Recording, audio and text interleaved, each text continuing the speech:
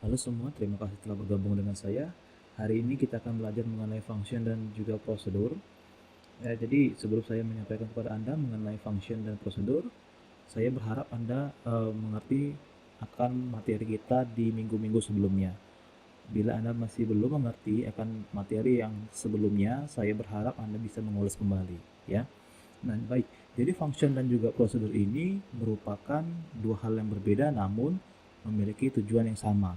Function dan juga prosedur itu dapat dianalogikan contohnya sebagai sebuah kulkas. Ya, jadi kulkas ini memiliki fungsi untuk mendinginkan, mengawetkan atau bahkan membekukan ya sebuah cairan seperti itu. Jadi sama halnya untuk function dan juga prosedur di dunia pemrograman. Ya, jadi function ataupun prosedur itu merupakan sekumpulan statements atau logic atau juga algoritma yang dipakai untuk melakukan atau untuk memecahkan spesifik task. Ya, contohnya saja kalau Anda sudah pernah menggunakan Atoy, Atoy itu merupakan sebuah function yang digunakan untuk mengconvert atau mengubah dari misalnya sebuah string menjadi integer seperti itu ya. Atau saat ini Anda sudah pernah menggunakan printf. Printf itu dikategorikan sebagai prosedur yang dapat Anda gunakan untuk mencetak apapun ke dalam layar seperti itu ya. Jadi itu merupakan notions atau ide dari function dan juga si prosedur. Kemudian nanti di dalam function dan juga prosedur Anda akan belajar mengenai basic function. Kemudian bagaimana Anda membuat sebuah function ataupun prosedur. Nah, jadi sebuah function ataupun prosedur itu dapat dikategorikan menjadi dua. Yang pertama itu function yang menggunakan parameter ataupun prosedur yang menggunakan parameter, dan yang satu lagi tanpa parameter. Kalau kita tinjau dari sisi parameternya, function ataupun prosedur dapat dibagi lagi menjadi dua bagian. Yang pertama call by value dan yang kedua adalah call by reference. Seperti itu. Nah, nanti yang terakhir topik pembahasan kita itu mengenai recursion. Recursion itu adalah fungsi yang memanggil fungsi sendiri atau dirinya sendiri. Ya, biasanya ini dipakai untuk contohnya untuk mencetak bilangan faktorial seperti itu. Baik, di sini saya akan langsung mendemokkan kepada Anda bagaimana cara kita membuat sebuah function atau juga prosedur.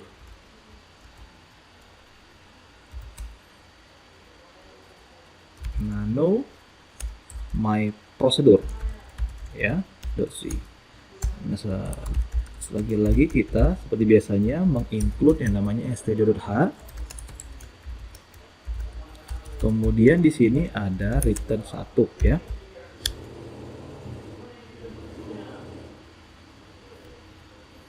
Kemudian di sini saya mau berniat mencetak angka 5 yang dimiliki oleh si A dengan membuat sebuah fungsi. Dengan membuat sebuah prosedur. Prosedur itu dapat dibentuk dengan cara menggunakan keyword void di sini ya. Kemudian diikuti oleh nama prosedurnya, misalnya cetak angka. Ya, kemudian di sini letak parameter. Tadi saya sudah sampaikan bahwa baik function maupun juga prosedur memiliki parameter atau juga tidak memiliki parameter. Ya, parameter di sini merupakan inputan bagi si function ataupun prosedur. Ibarat sebuah kulkas, Anda ingin mendinginkan sesuatu hal, maka Anda harus memasukkan sesuatu hal terlebih dahulu, ya, sehingga Anda bisa mendapatkan sesuatu hal yang dalam kondisi dingin atau beku dan lain sebagainya seperti itu ya. Itulah ide dari sebuah parameter dalam sebuah function ataupun juga prosedur. Katakan saja karena di sini adalah tipe datanya integer, maka saya buat di sini juga integer. Jadi harap disesuaikan ya. Kemudian di sini kita bikin p. Di sini saya ingin printf. Nilai Anda adalah send. Di sini adalah p ya. Nah, di sini kita ingin menggunakan prosedur si cetak angka. Caranya adalah kita panggil cetak angka, langsung saja cetak angka. Seperti itu ya. Nah, beginilah cara menggunakan atau memanggil fungsi ataupun prosedur. Contohnya di sini adalah prosedur cetak angka. Saya panggil dia. Seperti ya. Nah, di sini saya beri angka 5. Angka 5 di sini ya, angka 5 di sini akan ditransfer atau akan dikirimkan ke prosedur cetak angka ya. Angka 5 akan dikirimkan ke sini seperti itu. Nah, nanti apabila Anda menjalankan aplikasi ini, My Prosedur, dia akan mencetak angka 5 seperti itu ya. Baik, begitulah contoh bagaimana kita membuat sebuah prosedur ya, dan bagaimana cara kita melakukan pemanggilan terhadap prosedur tersebut, atau lazimnya di dunia pemrograman disebut invoking method atau invoking prosedur atau invoking function seperti itu ya. Nah, baik. Sebuah function ya, ini berbicara mengenai constraints atau batasan ya. Sebuah function tidak boleh Anda definisikan di dalam function lain seperti itu ya. Saya ulang sekali lagi bahwa sebuah function tidak boleh didefinisikan atau tidak boleh diimplementasikan atau dideklarasikan di dalam tubuh function lain. Yang bisa adalah Anda melakukan pemanggilan function ataupun prosedur seperti itu ya. Nah, jadi yang saya maksud adalah pendeklarasikan sebuah function itu maksudnya adalah seperti ini.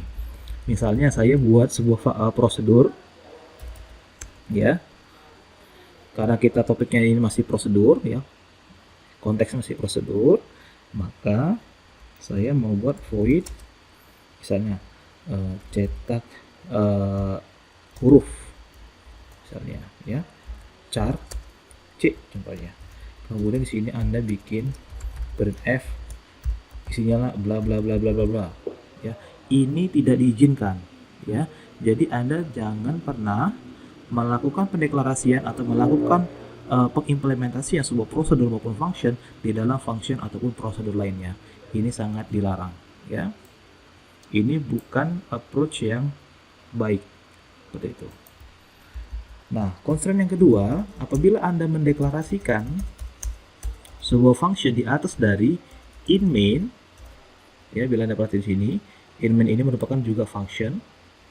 Jika Anda mendeklarasikan sebuah prosedur ataupun juga function di atas dari in main, bila Anda lihat di sini ya, itu baik-baik saja. Namun apabila Anda meletakkan pendeklarasian function ataupun prosedur di bawah, contohnya seperti ini,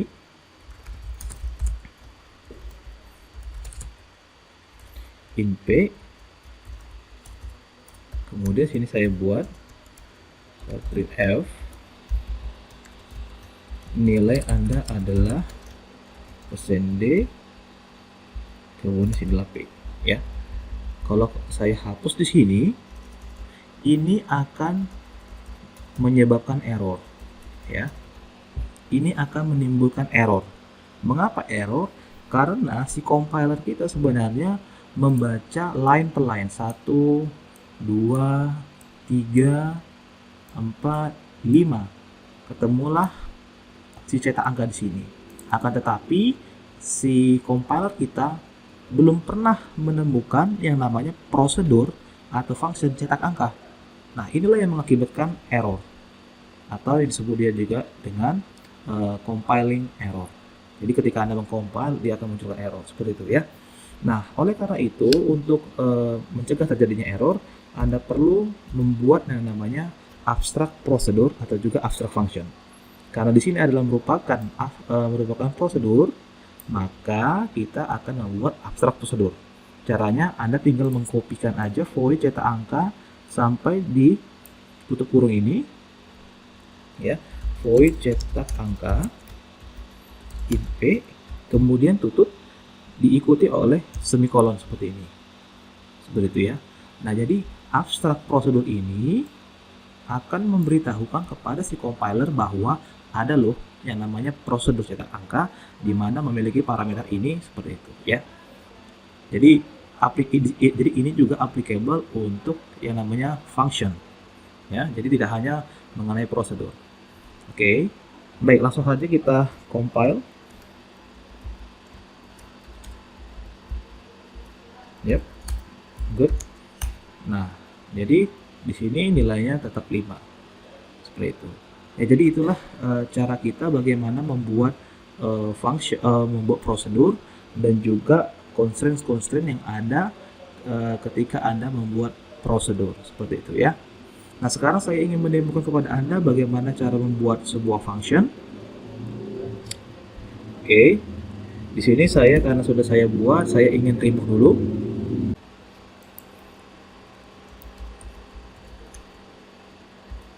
Oke, saya buat dulu my function. Nano my function.c include stdio.h. Kemudian sini ada in main sebagai driver. Kemudian sini kita bikin return 1 seperti biasanya. Nah, di sini saya ingin melakukan perkalian ya. Melakukan perkalian, jadi hasil kalinya itu ingin saya munculkan. Ya, jadi perbedaan antara function dan juga prosedur adalah bahwa ingat, function itu memiliki return value. Sedangkan prosedur dia tidak memiliki return value. Ya, maksudnya bagaimana return value? Jadi seperti ini analoginya. Ya, jadi sebuah kulkas sebenarnya meskipun kita bilang kulkas itu adalah sebuah benda, namun bagi saya kulkas tersebut adalah function. Mengapa saya bilang demikian? Karena saya memberikan sesuatu hal sebagai input ke dalam kulkas, kemudian return atau kembalian dari kulkas adalah sesuatu hal yang diingin. Ya, jadi kembalian itu di dalam bahasa pemrograman disebut dia dengan return. Ya, adanya return value seperti itu. Ya, jadi untuk membuat sebuah function, semua tipe data yang Anda gunakan nantinya itu dapat dikategorikan sebagai function. Maksudnya bagaimana? Seperti ini. Saya buat dulu yang namanya abstract function di sini. In perkalian angka. In A dan in B. Seperti itu ya. Nah, tadi saya katakan bahwa sebuah function itu memiliki return A dikali B. Oke. Nah, jadi ciri-ciri dari sebuah function itu memiliki tipe data di depannya. Apakah integer, apakah float, double, karakter, bahkan dalam bentuk pointer dan juga dalam bentuk struct seperti itu dan lain sebagainya. Yang terpenting adalah dia merupakan tipe data di luar dari void seperti itu. Karena ketika Anda menggunakan void, dia tidak dikategorikan lagi sebagai function, namun dikategorikan sebagai prosedur. Seperti itu ya.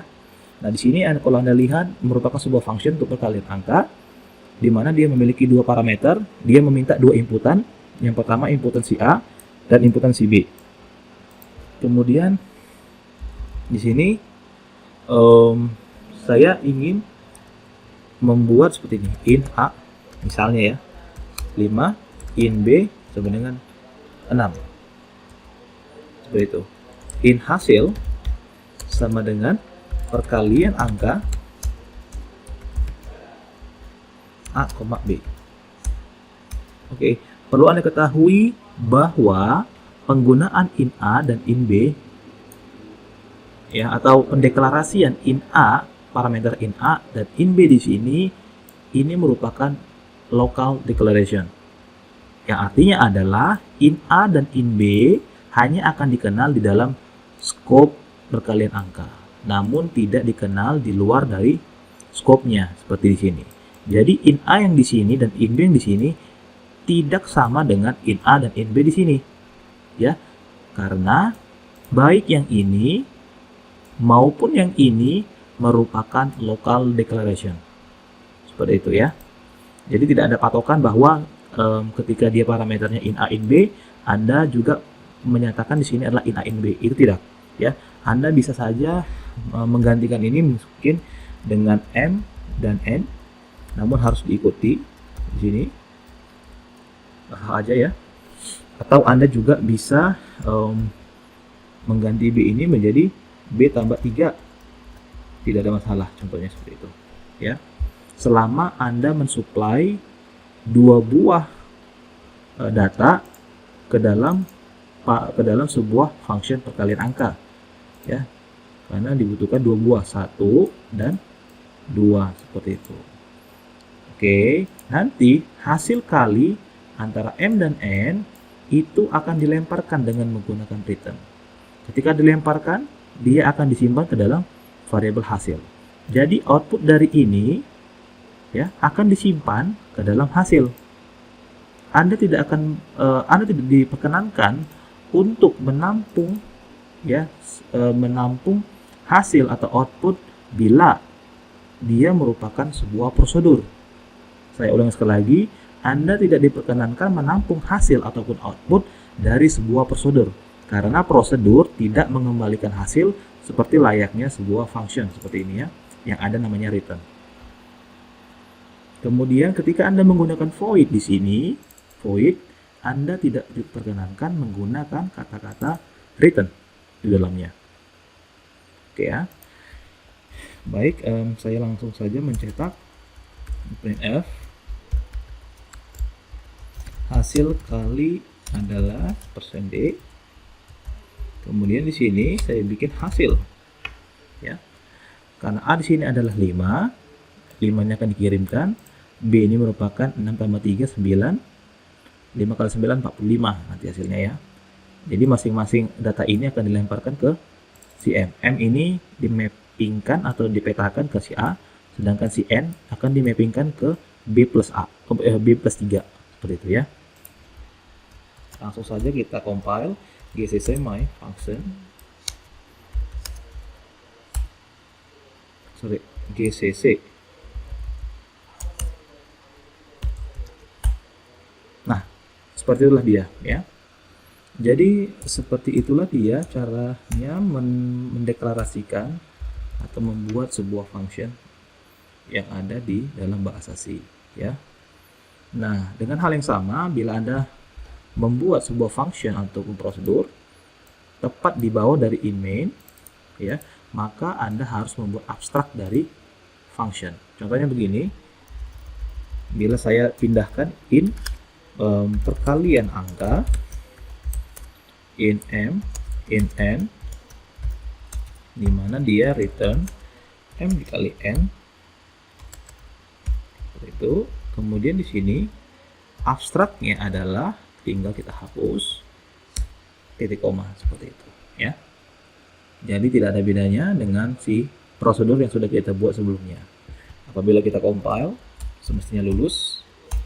Oke, jalankan dan hasilnya juga tetap 45, ya. Jadi seperti yang Anda sudah lihat di sini, bahwa function perkalian angka dia melakukan specific task. Sesuai dengan namanya, perkalian angka, dia akan mengalihkan dua buah variabel di sini, ya. Itu yang sudah saya maksud tadi, notions dari function dan juga si prosedur. Oke, langsung saja kita akan belajar mengenai calling by value dan calling by reference. Nah, perbedaan antara calling by value dan calling by reference adalah bahwa calling by value dia tidak akan merubah nilai dasarnya, sedangkan calling by reference dia akan mengubah dasarnya. Jadi contoh-contoh sebelumnya yang sudah saya tunjukkan, baik itu function maupun prosedur, itu merupakan calling by value, ya. Jadi kalau misalnya saya bisa gambarkan dari ini, anggap saja kita mendeklarasikan in A tadi, in A, kemudian isinya adalah 5, seperti itu. Sebenarnya ketika Anda memanggil si A, ya, atau melemparkan si A lewat prosedur maupun function, yang terjadi adalah angka 5 ini akan dikopikan, ya, ke suatu tempat, ya, hasil kopinya ini barulah akan dilemparkan ke function yang Anda maksud, sehingga nilai dasarnya ini, ya, tidak akan berubah seperti itu, ya. Baik, jadi langsung saja saya contohkan.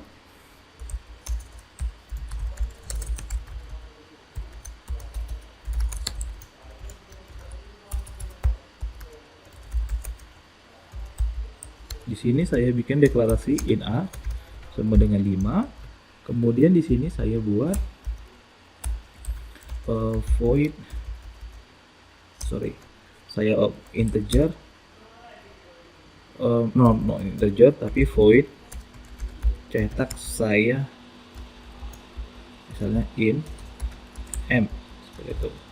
Di sini saya pertama sekali melakukan compound assignment plus m, kemudian saya cetak nilai akhir adalah si m. Jadi kalau seandainya saya lempar, jadi nilai 5 ini sebenarnya akan dikopikan ke sesuatu tempat, hasil kopinya itu akan dilemparkan ke si m, ya. Kemudian di sini karena dia plus m akan berubah menjadi 6. Maka di sini ketika dicetak adalah angka 6. Seperti itu.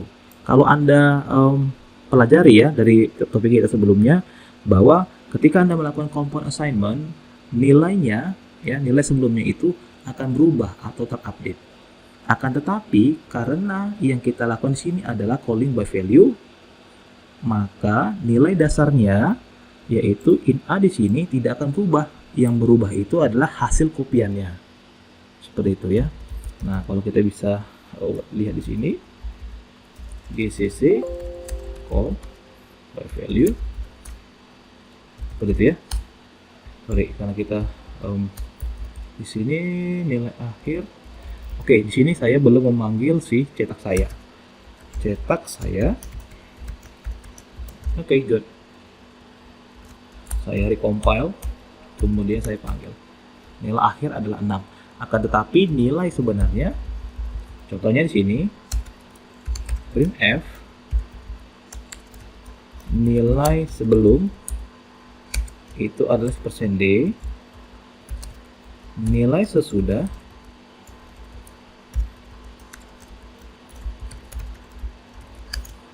%d,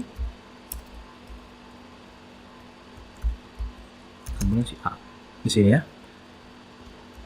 Kalau Anda perhatikan di sini saya call, saya coba sekali lagi. Nah, di sini nilai sebelum adalah 5, nilai akhirnya setelah dia dilakukan compound assignment ya, kemudian nilai sudah tetap 5 ya. Tadi saya sudah sampaikan bahwa hal ini terjadi karena nilai dasar ya kan, itu akan dikopikan pertama sekali ke sesuatu tempat di dalam memori, kemudian hasil kopiannya itu akan dilemparkan ke function ataupun prosedur yang kita maksud. Apabila kita melakukan proses namanya compound assignment, maka yang berubah sebenarnya adalah hasil kopiannya, bukan nilai dasar. Seperti itu ya. Jadi inilah yang dikatakan calling by value. Calling by value ini tidak hanya terjadi untuk si prosedur saja, melainkan juga si function. Ya, jadi jangan Anda terpaku karena saya mencontohkan ini adalah prosedur, jadi hanya applicable ke dalam prosedur, bukan. Function juga bisa kita gunakan sebagai calling by value. Seperti itu ya. Nah, jadi saya ingin mendemokan kepada Anda bagaimana caranya kita membuat calling by reference. Nano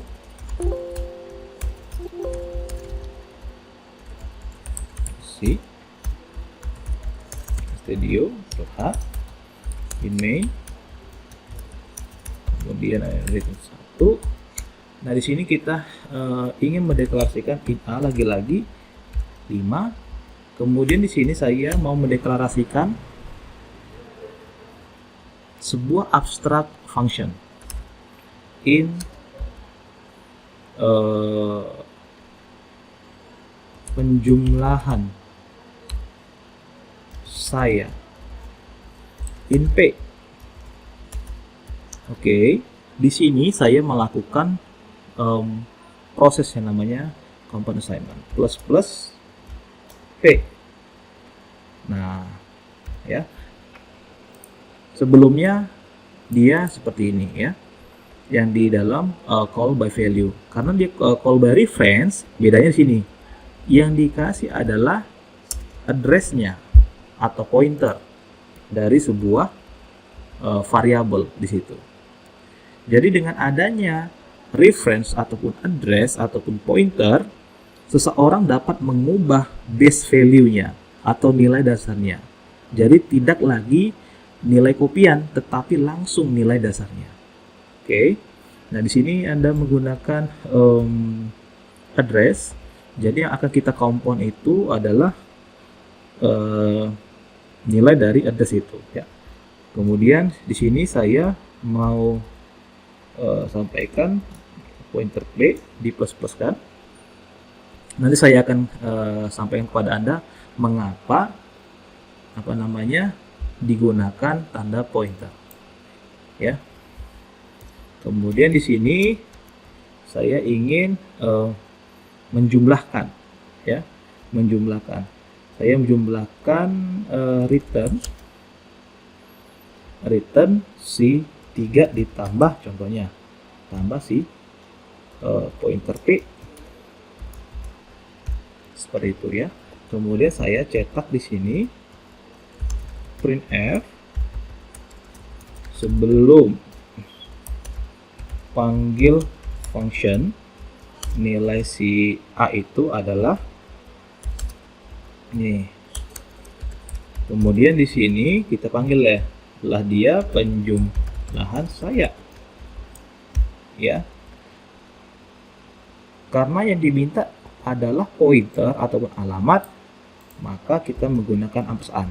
Anda cukup tahu penggunaan ini, nanti saya akan jabarkan sebentar lagi mengapa saya membuat seperti ini, ya.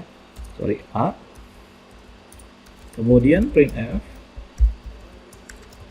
sesudah panggil function %d, dan di sini adalah si a, seperti itu, ya. Apabila kita compile,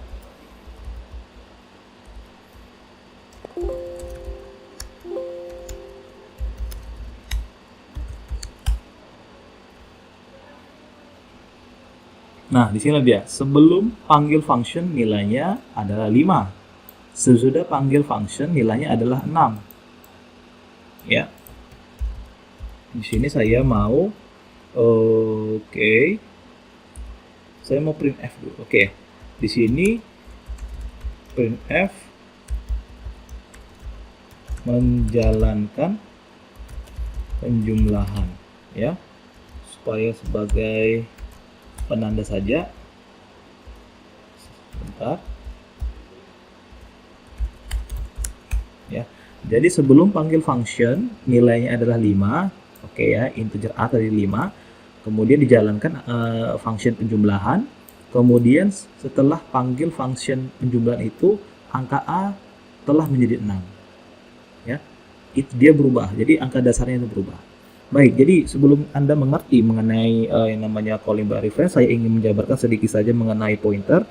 Jadi pointer ini sebenarnya akan Anda dapatkan di sesi terakhir, ya, setelah week 13 atau 14. Ada topik tersendiri yang mengenai pointer. Jadi kalau Anda lihat di sini, ya, katakan saja saya mendeklarasikan sebuah variabel integer a lagi-lagi dengan angka 5, ya. Yang terjadi adalah ketika kita memanggil A, sebenarnya yang dilakukan di dalam komputer kita adalah menggunakan yang namanya address. Ya, menggunakan yang namanya address. Atau bisa disebut dia dengan pointer. Ya, pointer. Jadi ketika kita mendeklarasikan sebuah variabel di dalam komputer itu dilihat dua bagian, dapat dipecah dua bagian, ya. Yang pertama address-nya, ya, address-nya, dan yang kedua adalah value-nya. Di mana di sini adalah contohnya karena variabel kita adalah a, namanya adalah si a. Jadi komputer kita akan langsung tembak ke address seperti itu, ya, bukan ke arah value, bukan. akan tetapi dia langsung ke dalam si address seperti itu ya. Anda harus ingat bahwa ketika Anda sudah mengetahui address dari sebuah variabel, maka Anda bisa melakukan manipulasi data seperti itu ya. Biasanya kalau Anda mengambil address dari sebuah variabel dengan ya menggunakan sistem operasi Linux, biasanya returnnya keluarannya dalam bentuk misalnya OX 7 sekian sekian sekian atau OX 2 sekian sekian sekian. Ini merupakan physical address dari memori kita. Jadi kalau misalnya Anda membongkar laptop Anda, ya, jadi Anda bisa seolah-olah Anda bisa tahu dapat address dari 0x722 sekian misalnya. Di sanalah terdapat angka 5 Anda itu, ya. Seperti itu. Jadi sekarang permasalahannya adalah bagaimana caranya si komputer tahu address dari si variabel A. Caranya adalah Anda menggunakan operator ampersand. Ya, makanya Anda sering melihat penggunaan scanf itu menggunakan operator ampersand. Artinya apa? Dia ingin merujuk pada address ataupun juga si pointer. Menggunakan ampersand kemudian diikuti oleh variabel ya, si A. Nah, ini hasilnya dalam bentuk address, contohnya 0x336 contohnya. Ya. Bagaimana kita mendapatkan value dari sebuah address yang tadi? Ya. Caranya adalah dengan menggunakan bintang itu sendiri. Jadi kalau Anda mau mendapatkan ya, ini beda cara mendapatkan, beda beda maknanya yang di sini. Ya, kalau Anda lihat di sini address, maka sebenarnya adalah tanda bintang. Seperti itu. Jadi kalau Anda temukan seperti ini, integer, pointer, ptr, a, ini sebenarnya dia akan menampung pointer. Dia sebenarnya akan menampung pointer atau menampung address. Ya. Nah, jadi di sini contohnya ya, ptra akan applicable bila Anda membuat seperti ini. Ampersand si A contohnya. Ya. Ini akan cocok, akan tidak menyebabkan error. Akan tetapi bila Anda memasukkan si ampersand si A ke dalam misalnya ke in B sama dengan ampersand si A, maka ini akan error. Seperti itu. Ini tidak diperkenankan. Karena ini meaningnya adalah adalah si pointer. Saya ulang sekali lagi bahwa ketika Anda menggunakan atau melakukan cara seperti ini, in B sama dengan ampersand A, ini akan error. Sebab ampersand dari sebuah variabel hasilnya adalah alamat. Ya. Hasilnya adalah alamat seperti ini, dimana kalau kita lihat dia adalah menggunakan tanda bintang. Oleh karena itu, untuk menampung alamat, dia harus dalam bentuk pointer seperti ini, ya. Di mana tipe datanya harus sama dengan tipe data dari si variabel yang kita maksud di sini, yaitu integer. Integer di sini juga integer. Kemudian diikuti tanda bintang. Apabila dia float, contohnya saja misalnya di sini float m, contohnya 3,14 contohnya, maka untuk menampung alamat dari float m yaitu float tanda bintang, katakanlah si ptr m sama dengan ampersand si m, seperti itu. Ya, jadi saya harap Anda sudah mengerti mengenai basic dari pointer. Nanti itu lebih detailnya akan Anda temukan di sesi week 14 ya. Saya rasa di week 14 Anda akan mendapatkan topik yang topik si pointer seperti itu. Ya, jadi kalau kita menyambungkan dengan contoh saya yang tadi, call by reference, ya di sini ya dia meminta yang namanya address atau pointer. Jadi Anda lempar dalam bentuk ampersand dari si A, karena dia akan diambilnya alamat dari si A atau address dari si A, kemudian dilempar ke dalam sini, ya, ke dalam sini. Nah, kemudian ketika saya ingin merujuk kepada value-nya, bukan address-nya, maka saya akan cache, ya. Karena tadi kalau Anda lihat di sini, ya, si address itu sudah merupakan di sini si address itu sudah merupakan tanda bintang. Oke. Si address itu sudah merupakan tanda bintang. Untuk dia mengacu pada value, maka dia akan melakukan casting. Gunakan aja lagi tanda bintang dari variabel atau parameter yang diberikan, seperti itu. Contohnya tadi untuk float, kemudian asterisk si M, di mana dia menampung yang namanya address dari si M.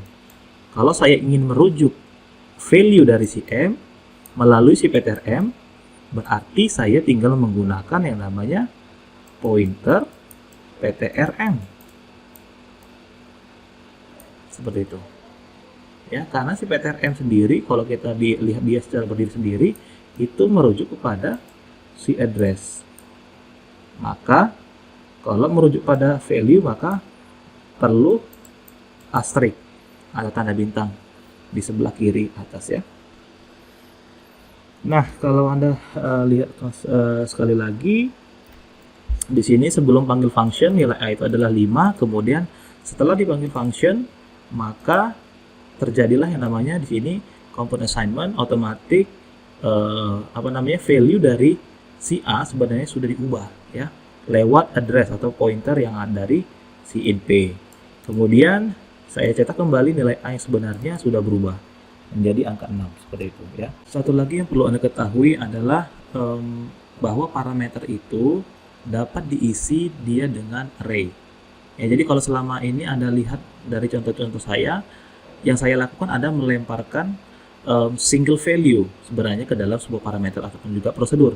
Kali ini saya ingin mendemokan kepada Anda bagaimana cara melemparkan array ke dalam sebuah prosedur. Ya, nanti applicable juga untuk function, seperti itu, ya. Nah, di sini sudah saya buatkan kepada Anda. Pertama sekali saya membuat sebuah array yang statis, katakan statis, ya, di mana dia elemennya ada 4, 1, 2, 3, 4, ya. Kemudian saya ingin mencetak masing-masing elemen di sini dengan menggunakan sebuah prosedur yang namanya cetak angka.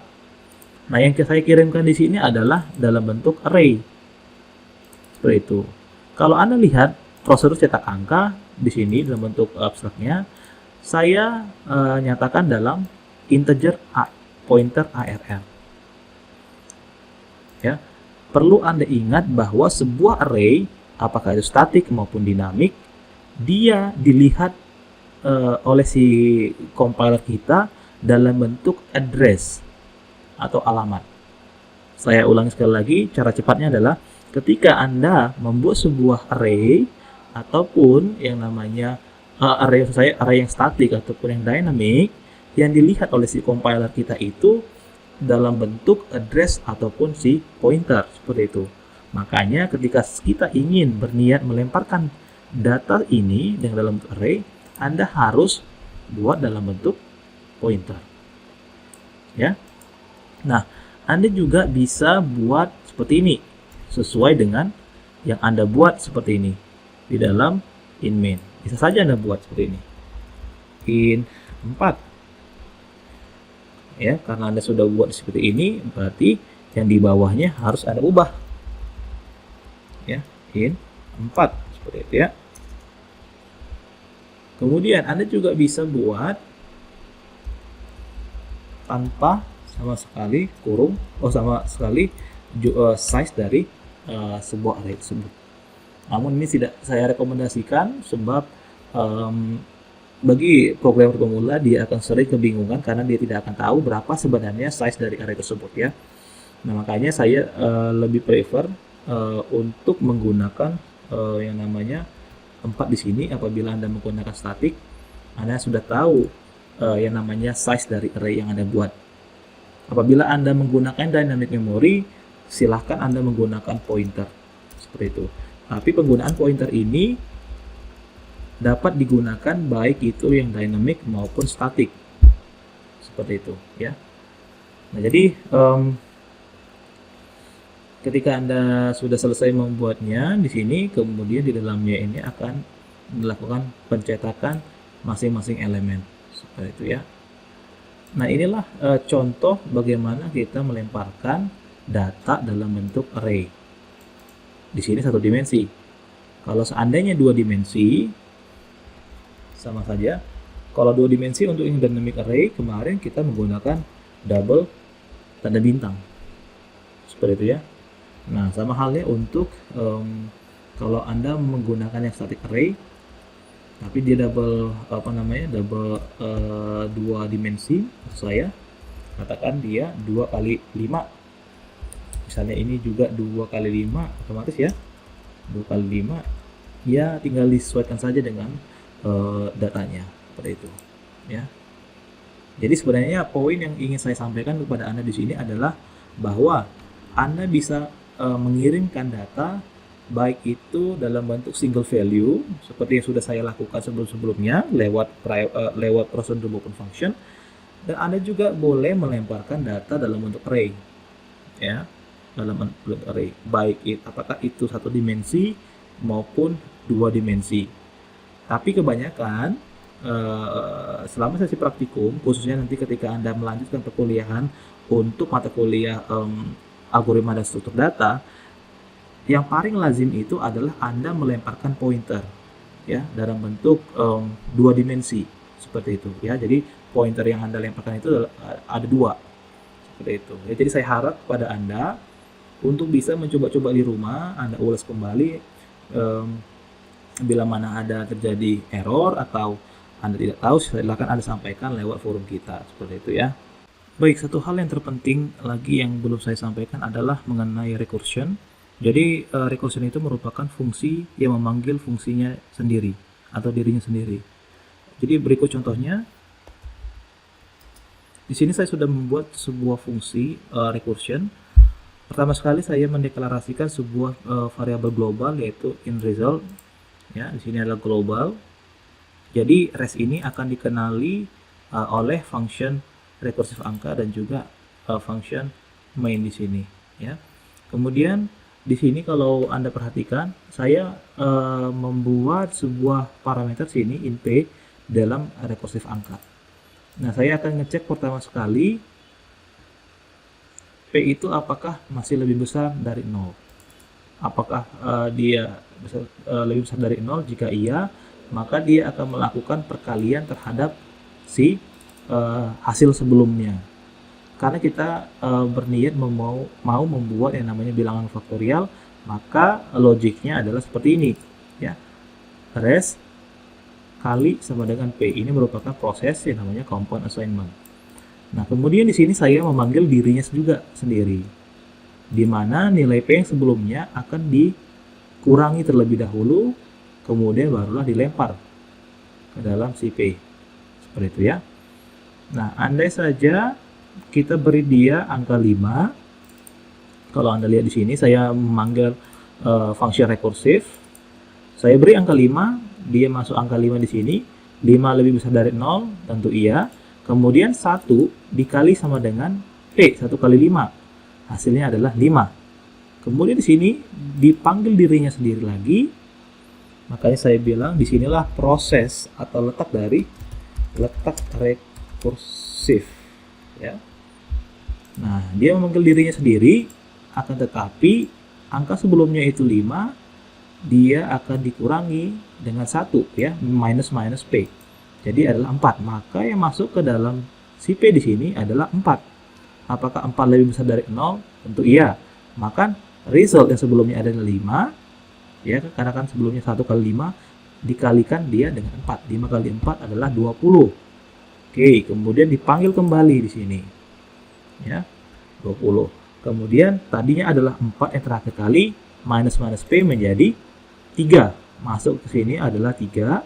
3 tetap lebih besar dari 0. Kemudian rest kali sama dengan P. Tadi 20 kali 3, 60. Oke. Panggil sekali lagi. Minus minus P. Jadi dia 2. 2 lebih besar dari 0, betul. Di sini, rest kali sama dengan P, 60 kali 2 sama dengan 120. Oke, masuk sini lagi ya. Jadi, tadi angka terakhir adalah 2, maka minus minus P menjadi angka 1. Angka 1 masuk ke sini. Masih juga dalam kondisi lebih besar dari 0. 120 kali 1 adalah 120. Kemudian rekursif lagi panggil. Minus minus P akhirnya menjadi 0. Ketika dilempar ke sini menjadi 0, maka kondisi yang ini tidak terpenuhi lagi ya. Maka jatuh ke dalam sini, yaitu rest, return rest, yaitu 120. Seperti itu ya. Maka hasilnya akan disimpan dalam variabel hasil. Ya. Kemudian dia akan di print out oleh prosedur printf. Jadi begitulah proses yang namanya pembuatan function yang rekursif. Jadi rekursif ini sebenarnya menghemat, idenya adalah menghemat kode program. Kalau Anda sebenarnya bisa membuat yang namanya fungsi untuk mencetak bilangan faktorial atau menghitung bilangan faktorial dengan menggunakan for loop bisa saja, atau while ataupun do while, tidak ada masalah. Akan tetapi ketika Anda menggunakan pendekatan itu dengan menggunakan looping, maka jauh lebih banyak kode program yang harus Anda implementasikan dibandingkan dengan penggunaan rekursif. Kemudian, penggunaan rekursif ini sering sekali kita gunakan ketika kita ingin mempopulate files yang ada di dalam komputer kita. Jadi dalam komputer kita biasanya terdiri dari sebuah folder. Di dalam foldernya itu banyak anakan folder, ya, atau subfolder.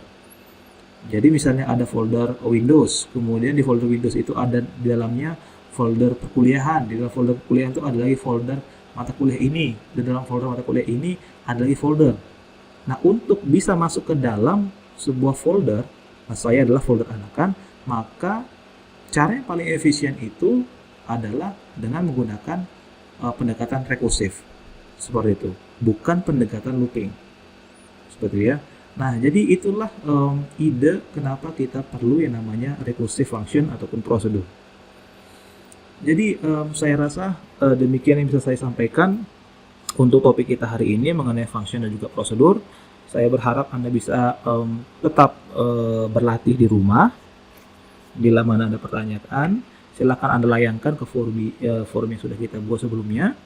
Kemudian bila mana Anda masih juga bingung, silakan juga Anda japri ke saya atau bisa langsung ke forum, seperti itu ya. Jadi demikian yang bisa saya sampaikan. Terima kasih buat perhatian Anda. Selamat beraktivitas.